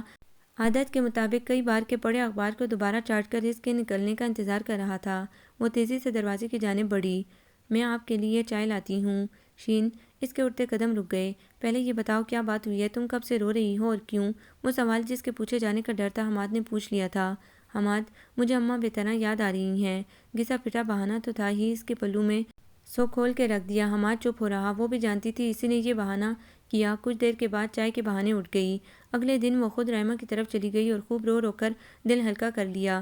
رحمہ نے اسے تسلی دی، اچھے الفاظ میں سمجھایا کہ پہلے لڑکے سے ملنے اگر مناسب ہو تو شادی کرنے میں کوئی حرج نہیں۔ وہ خود پر بیتی کو دہرانے بیٹھی تو رحمہ نے بہت نرمی سے سمجھایا، ارے بھابھی زمانہ بہت بدل گیا ہے، میری مانے تو آپ لڑکے اور اس کے والدین سے مل لیں، اچھا ہو تو بھائی کو بتا دیں ورنہ پھر کیا؟ نوشین کی آواز میں اب تک نمی گھلی ہوئی تھی۔ پھر انکار کر دیں، رحمہ نے سہولت سے کہا، بتایا تو ہے اس کی خودسری۔ نوشین سسک پڑی، وہ انکار سننے کو تیار نہیں۔ پھر بھابھی اللہ کے حضور گڑ گڑائیں۔ رحمہ بھی مضطرب ہو گئی، کتنی حیرت انگیز بات ہے، خدا نے دعا کا حکم پہلے دیا ہے جبکہ بندہ اس وقت خدا سے رجوع کرتا ہے جب ہر طرف سے مایوس ہو جائے۔ وہ بھی سر ہلاتی ہوئی اٹھ گئی۔ اگلے دن اتوار تھا، کرت کی کالج اور کوچنگ سے چھٹی تھی۔ حماد بھی گھر پر تھا مگر یہ بھی شکر ہے کہ چھٹی والا دن خوب سو کر گزارتا تھا۔ اس نے لہجہ بدل کر بہت پیار سے کرت کو پکارا، میرے پاس کمرے میں آؤ، مجھے تم سے کچھ بات کرنی ہے۔ کمرے میں آنے کے بعد کچھ دیر اس نے ماں کو نظروں میں تولا۔ آپ نے بابا سے بات کی؟ بے حد صفاقی سے کرت نے اسے دیکھ کر الٹا سوال کیا، میرے پاس کوئی گراؤنڈ تو ہو جسے بنا کر میں حماد سے بات کروں؟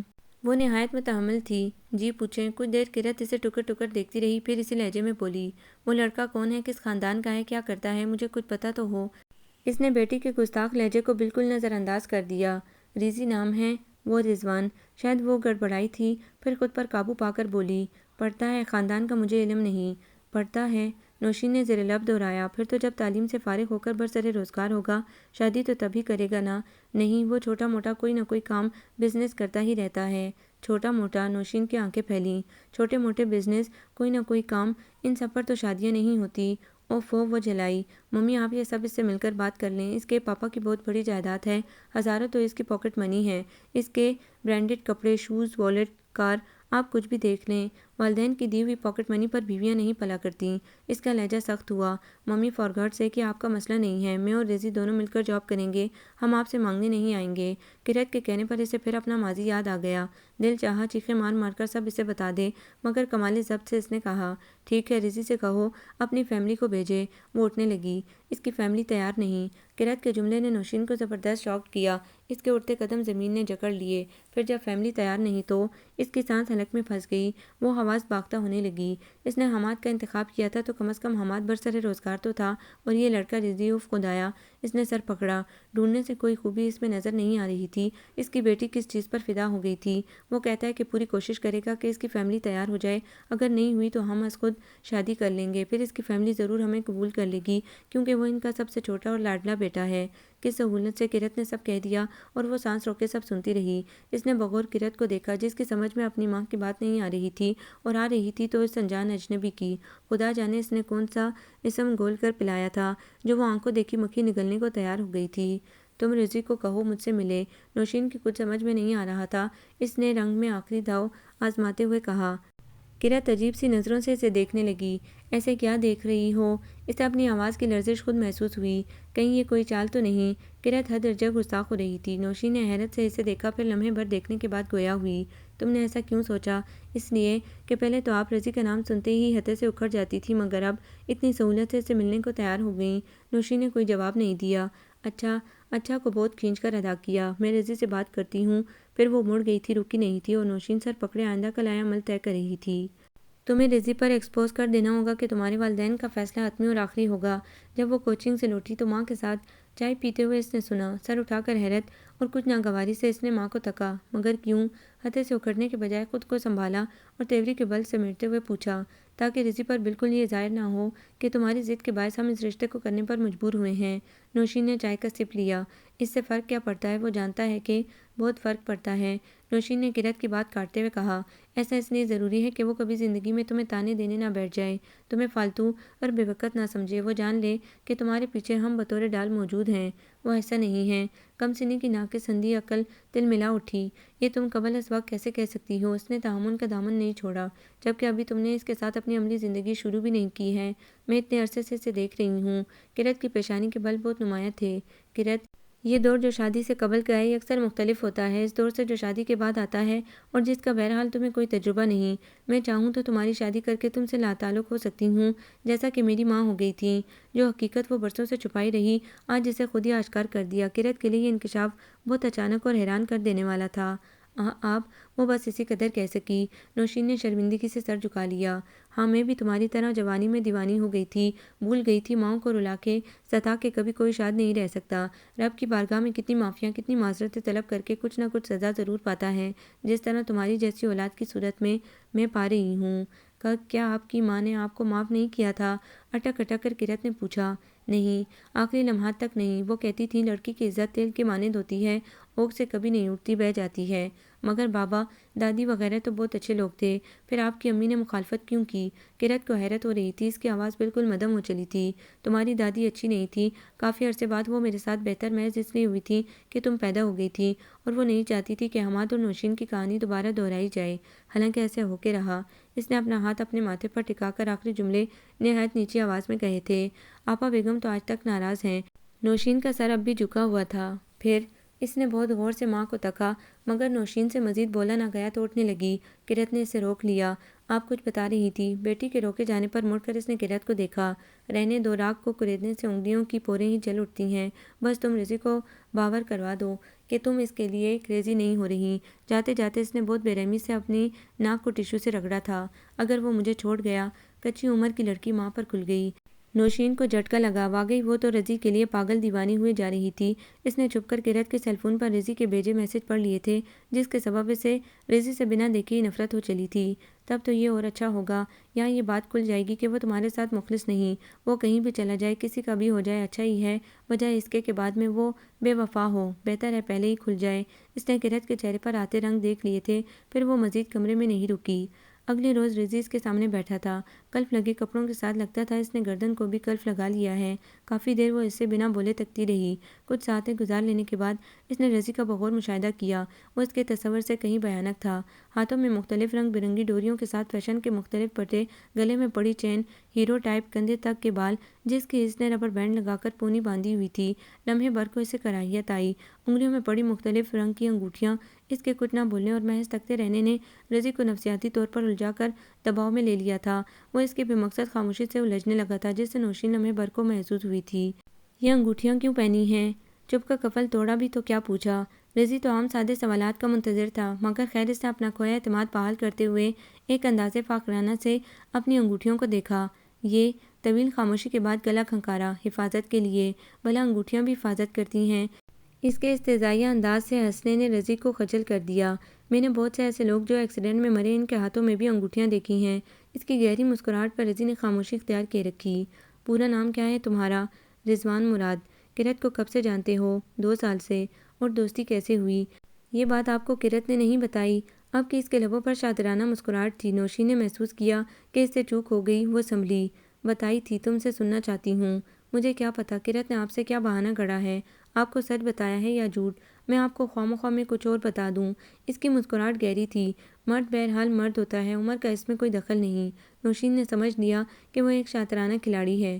تعلیم، نوشین ہر درجہ مختصر بات کرنا چاہ رہی تھی۔ BCom پارٹ 1، کالج پرائیویٹ کر رہا ہوں۔ والدین راضی کیوں نہیں ہو رہے؟ آپ بھی تو راضی نہیں تھی۔ نوشین کو محسوس ہوا وہ بہت اعتماد سے بول رہا ہے، مگر اب تو راضی ہوں۔ اس نے رضی کو نظروں میں ٹٹولا۔ وہ بھی ہو جائیں گے۔ کب؟ فی الحال تو نہیں ہو رہے۔ اچھا، اس نے گہری سانس اپنے اندر اتاری۔ تم ابھی پڑھ رہے ہو اور شادی بھی فوراً کرنا چاہتے ہو، کماتے بھی کچھ نہیں؟ جی نہیں، اس نے نوشین کی بات کاٹی۔ جی میں چھوٹا موٹا بزنس کرتا ہوں۔ چھوٹا موٹا؟ مگر زندگی چھوٹے موٹے بزنس سے نہیں گزرتی۔ رضی نے کچھ دیر نوشین کو تکا، پھر گلا کھنکار کر بولا، 3 بیٹیوں کے بعد اپنے والد کا اکلوتا بیٹا ہوں۔ ان کے بعد ان کا کاروبار میں بات ابھی کی کرو، کیونکہ ابھی وہ اس رشتے پر راضی نہیں۔ وہ کیوں راضی نہیں یہ نہیں بتایا تم نے؟ اس نے ایک دم دوسرا سوال داغا۔ اصل میں میری امی اپنی بہن کی بیٹی سے شادی کرنا چاہتی ہیں۔ رضی کو جواب دیتے دیتے اتنی دیر تو لگی کہ اس کے لہجے سے جھوٹ کی بو آئی۔ اوہ، وہ سوچنے لگی، پھر تو تمہارے والدین قرت کو کبھی قبول نہیں کریں گے۔ اسے لگا اس کا دم گھٹ رہا ہو۔ شادی میرے قبول کرنے پر ہوگی، ان کے نہیں۔ ویسے بھی مجھے امید ہے کہ وہ شادی کے بعد ہمیں قبول کر لیں گے۔ آپ برا نہ سوچیں، اچھا سوچا کریں تو سب اچھا ہی ہوگا۔ رضی کے جملے میں چھپا طنز اس سے مخفی نہ رہا۔ مجھے تیرنا نہیں آتا، لیکن گہرے پانیوں میں اچھا اچھا سوچ کر اتر جاؤں، کیا واقعی کنارے آ لگوں گی؟ اچھا، جو سوچا ہے میں نے، رضی کے جواب میں بہت پرسکون ہو کر اس نے کہا، اور براہ راست اس کی آنکھوں میں جھانکا۔ اس کی آواز اتنی مدھم تھی کہ کوشش کے باوجود باہر کھڑی قرت نہیں سن سکی۔ رضی سے ملنے کے بعد اسے لگ رہا تھا کہ وہ اپنے حواس مختل کر بیٹھے گی۔ اسے قطعاً سمجھ میں نہیں آ رہا تھا کہ وہ کیا کرے، قرت کو کیسے سمجھائے۔ وہ تو ہر درجہ گستاخ ہو چلی تھی، عزت کی درجہ تک بکھیرنے پر آمادہ تھی۔ وہ اگر راضی کے ساتھ بھاگ بھی جاتی تو یہ کچھ بعید نہیں تھا۔ عشق میں اندھی لڑکیوں کو آگے پیچھے دائیں بائیں کوئی راستہ، کوئی راہداری نظر نہیں آتی، اور جو نظر آتا ہے وہ صرف اپنا محبوب، خواہ وہ کیسا بھی ہو، بس انہیں محبوب ہوتا ہے۔ نوشین اس نکتے کو سمجھتی تھی۔ وہ خود بھی اس راہ گزر کی مسافر رہی تھی، جس کے دامن میں اب صرف پچھتاوے اور شرمندگی کی پرچھائیاں تھیں۔ وہ مسلسل ذہنی دباؤں کا شکار تھی۔ رات بھر بالوں کی پونی، ہاتھوں کی انگوٹھیاں خواب میں نظر آتی رہیں۔ جس چیز نے نوشین کی توجہ اپنی جانب کھینچ کر اسے چونکنے پر مجبور کر دیا تھا، وہ اس کے ہاتھوں میں بندی کڑی میں جڑا ڈائمنڈ تھا۔ کپڑے اور جوتے بھی برانڈڈ تھے، لیکن اس کے باوجود وہ رضی کے چہرے پر خاندانی وقار ڈھونڈنے میں ناکام رہی۔ اس نے فون کر کے رحمہ کو بلایا۔ ایک وہی تو اس کی ہمدرد تھی۔ سب کچھ سن کر رحمہ بھی فکر مند ہو گئی، پھر دھیرے دھیرے اسے کچھ سمجھانے لگی۔ جاتے وقت اس نے سرگوشی میں نوشین سے کہا، بھابھی اپنا رویہ دوستانہ رکھیے گا۔ نوشین نے خیالوں میں تکتے ہوئے سر کو اس بات میں ہلایا تھا۔ ممی، آپ نے رضی کے حوالے سے کیا فیصلہ کیا؟ دوسرے ہی دن وہ پھر کسی تنے ہوئے درخت کی مانند ماں کے روبرو کھڑی تھی۔ نوشین سے کچھ بولا ہی نہیں جا رہا تھا کہ وہ دوبارہ گویا ہوئی۔ آپ نے بابا سے مشورہ کیا؟ مشورہ؟ دکھ سکھ کہہ کر نوشین نے ابرو چڑھا کر اسے دیکھا۔ مشورہ اس بات پر کیا جاتا ہے جس کے اختیار یا رد کرنے کا ہمیں حق حاصل ہو۔ تو پھر یہ دیر کس لیے؟ قرت نے زور سے پیر پٹکے تھے۔ آپ ہماری شادی کر دیں، پھر ہمیں بھول جائیے گا۔ برسوں پہلے کی نوشین قرت کے قالب میں بولی تو نوشین کا زناٹے دار تھپڑ قرت کے گال سرخ کر گیا۔ ماں نے اپنا یہ حق جانے کہاں محفوظ کر رکھا تھا، جو اب استعمال کیا تو قرت کے 14 تبق روشن ہو گئے۔ آج سے برسوں پہلے میری ماں نے بھی میری گستاخی پر مجھے تمہارے بابا کے ساتھ بیاہ کر اپنا تعلق توڑ لیا تھا۔ نوشین کی رندی آواز کے انکشاف نے قرت پر گویا منم برف ڈال کر اسے منجمد کر دیا۔ نوشین کو بیٹی کو سمجھانے کے لیے آج مدتوں بعد اپنی زندگی کے ورق الٹنے پڑے۔ انہوں نے میری ضد پر مجبور ہو کر میری مرضی کی شادی تو کر دی، مگر پھر مجھے اپنی شکل دکھائی نہ ٹھکانہ بتایا۔ جذبات کی خودسر آندھی جب تھمی تو چہرے پر گرد و غبار کے سوا کچھ باقی نہ بچا۔ جو لوگ والدین کی عزت کا جنازہ نکال دیتے ہیں، پھر انہیں ڈھونڈنے سے بھی عزت نہیں ملتی۔ خدمتیں کر کر کے میں سسرال میں عادی ہو گئی، مگر جب کوئی خاص موقع آتا میرے حوالے سے ہمیشہ سوالیہ نشان لگ جاتا۔ یہاں تک کہ جب تک تمہاری دادی زندہ رہیں، تمہاری پرورش انہوں نے کی۔ کیوں کی؟ کیونکہ میں لڑکیوں کی پرورش کر کے انہیں عزت دار بنانے کی اہل نہیں تھی۔ اہل وہ ہوتا ہے جس کے اپنے پاس عزت ہو۔ آپا بیگم آج تک مجھ سے شاکی ہیں۔ رحمہ کو تنہائی میں مجھ سے بات کرنے کی اجازت نہیں تھی۔ نوشین کے آنسو بڑی روانی سے گالوں پر راستہ بنا کر زمین کا پیوند ہو رہے تھے۔ قرت ابھی تک اپنے گال پر ہاتھ رکھے بونجھی نوشین کو سن رہی تھی۔ اس کی ماں نے اپنی زندگی کا یہ گوشہ سدا اس سے چھپا کر رکھا تھا۔ میری بھولی بالی ماں مجھ سے کہیں زیادہ ضدی تھی، جو مرتے دم تک نہ مجھ سے ملی، نہ اس کی ممتا میرے لیے تڑپی۔ مگر میں اماں کا فیصلہ، اماں کا رد عمل دہرانا نہیں چاہتی۔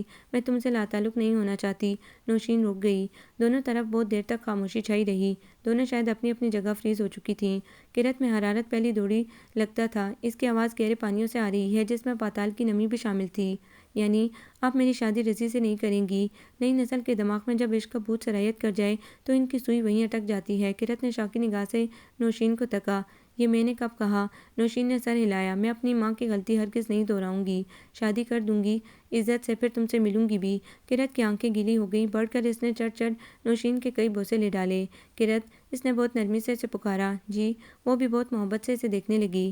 رضی کی انگلیوں میں پھنسی انگوٹھیاں، گلے کی چین، کان میں چھوٹی سی بالی عورتوں کی طرح کی پونی، کیا یہ سب تمہیں بھی پسند ہیں؟ رسانیت سے اس نے گرم لوہے پر چوٹ ماری۔ بالی اور چین پر تو میں نے بھی اعتراض کیا تھا۔ کرت نے نظریں جھکا لیں۔ پونی تو آج کل فیشن میں ہے۔ نوشین نے کرت کے کہنے پر پھر تعصب سے سر ہلایا۔ میں تم سے کتنے دنوں سے کہہ رہی ہوں کہ کم از کم تم مجھے اپنا میٹرک کا سرٹیفکیٹ تو دکھاؤ، مگر تم مسلسل ٹال مٹول سے کام لے رہے ہو۔ شاید نوشین کی دعائیں رنگ لائی تھیں جو کرت کی آنکھیں کھلنے لگی تھیں۔ دھیرے دھیرے پتہ بھی ہے کہ غصہ چہرے کی شکنوں میں اضافہ کرتا ہے اور چہرے کو بدصورت بناتا ہے، مگر پھر بھی تم غصے سے باز نہیں آ رہی ہو۔ رضی ڈیڑھ بنا ہنس رہا تھا۔ دیکھو، کرت نے وارن کرنے کے انداز میں انگلی اٹھائی، تم مجھے باتوں کے ذریعے چکمہ نہیں دے سکتے۔ پتہ ہے مجھے، سب پتہ ہے، یہ سب تمہاری ماں کی شرارت ہے۔ رضی کے بے ہنگم کہکے نے اسے اور تپا دیا۔ اچھا اگر ہے بھی تو کیا بری بات ہے؟ کرت دو بدو بولی۔ دیکھو کرت، اصل میں تمہاری ماں ہماری شادی نہیں ہونے دیں گی، وہ چاہتی ہی نہیں کہ جس شرطب اونچی آواز میں چلائی۔ میں جب تک تم سے مطمئن نہیں ہوں گی شادی نہیں کروں گی۔ وہ پیر پٹک کر جانے کو مڑی۔ میں گھی نکالنے کے لیے انگلیاں ٹیڑھی کرنا جانتا ہوں۔ رضی کے دھمکی نما جملے نے دور تک اس کا پیچھا کیا۔ اسے لگا اس کے قدم زمین نے جکڑ لیے۔ بمشکل وہ رضی کی طرف گھومی۔ رضی نے مسکرا کر ماحول کو دوست بنانا چاہا۔ تو پھر جو ہو سکے وہ کر لو، تم مجھے بھی جانتے تو ہو۔ کہنے کو تو وہ کہہ کر گھر آ گئی، مگر دیر تک رضی کے جملوں کی بازگشت اسے چونکاتی رہی۔ کچھ دن تک اس کا موڈ آف رہا جسے نوشین نوٹس کرتی رہی، مگر کچھ دنوں بعد پھر سب کچھ معمول پر آ گیا اور کرت پہلے جیسی ہو گئی۔ رضی کے ماموں اس کی شادی میں شریک ہوں گے اور شادی کے کچھ عرصے تک رضی انہی کے گھر رہے گا۔ نہ جانے کیوں آج نوشین چونکی نہیں تھی۔ اسے یہ سب کچھ برا بھی نہیں لگا تھا۔ بہت تحمل سے اس نے کہنا شروع کیا، تم جمعے کو رضی کو اس کے ماموں کے ساتھ بلا لو، ہم کچھ معاملات طے کر لیں۔ کرت کی حیرت اور خوشی سے آنکھیں پھٹ گئیں۔ سچ؟ اس نے پھر نوشین کو بھینج بھینج کر پیار کیا، مگر پھر ایک دم چونکی۔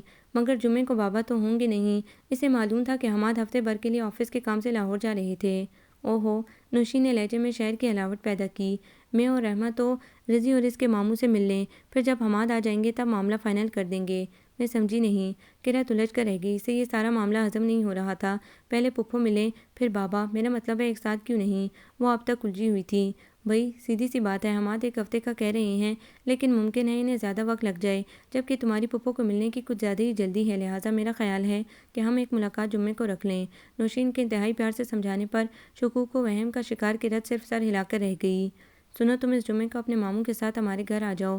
کرت کے آنگ آنگ سے خوشی پھوٹی پڑ رہی تھی۔ رضی اسے ایک ٹک دیکھتا رہا۔ اور ہاں سنو، کرت پوری کی پوری اس کی طرف گھومی، جب ہمارے گھر آؤ تو یہ انگوٹھیوں کی دکان سجانے کی ضرورت نہیں ہے، یہ فیروزے کی تو میں ہرگز نہیں اتاروں گا۔ رضی نے ایک ہاتھ کی انگلی دوسرے ہاتھ کی انگلی میں پہنی فیروزے کی انگوٹھی پر رکھی۔ کیوں، اس میں ایسا کیا لال جڑا ہے؟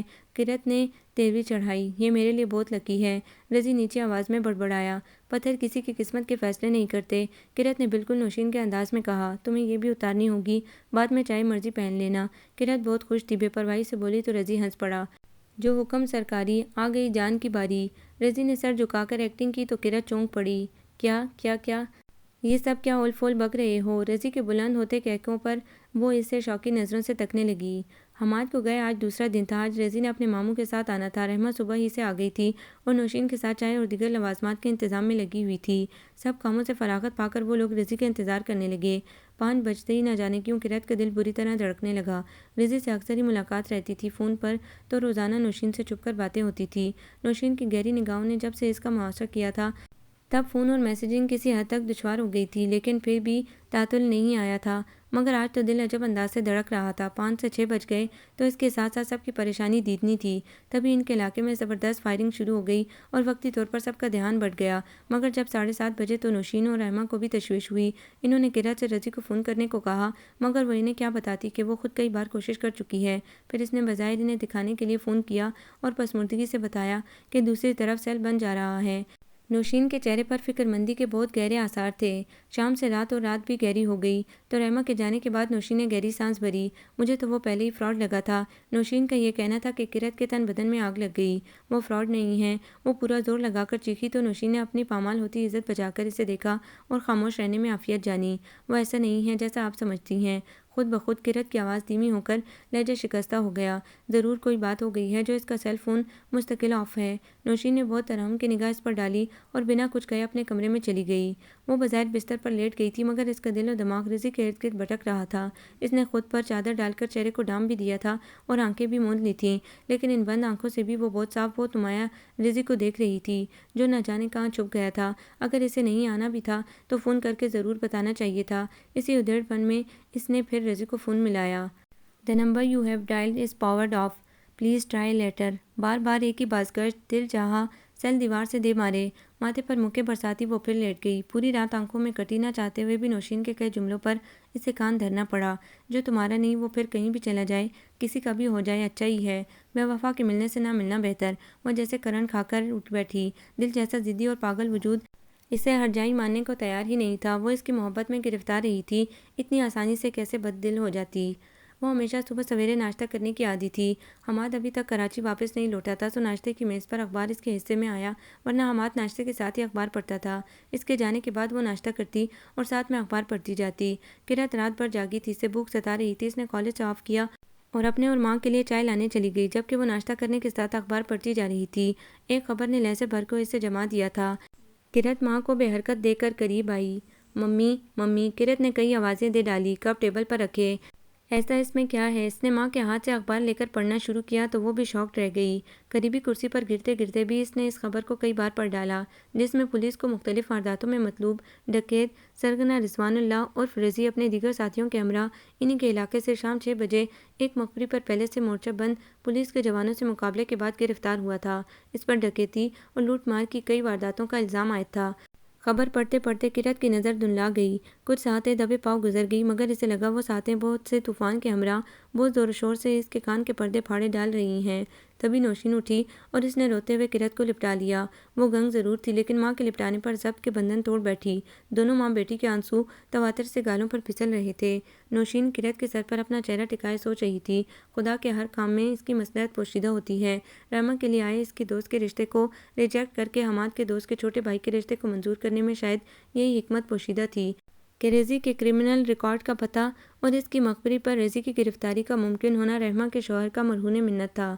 اس نے اپنے مصنوعی اور مگرمچھ کے آنسوؤں کو گرنے سے قطعاً نہ روکا۔ اسے لگا فضا میں موجود بہت سی دھند چھوٹ چکی ہے اور مطلع صاف شفاف ہو چکا ہو۔ اس نے بہت گہری آکسیجن اپنے پھیپھڑوں میں اتاری اور ایک قطعی مصنوعی سسکی لے کر بیٹی کو اس کے ساتھ کی جانے والی ہمدردی کا تاثر دیا۔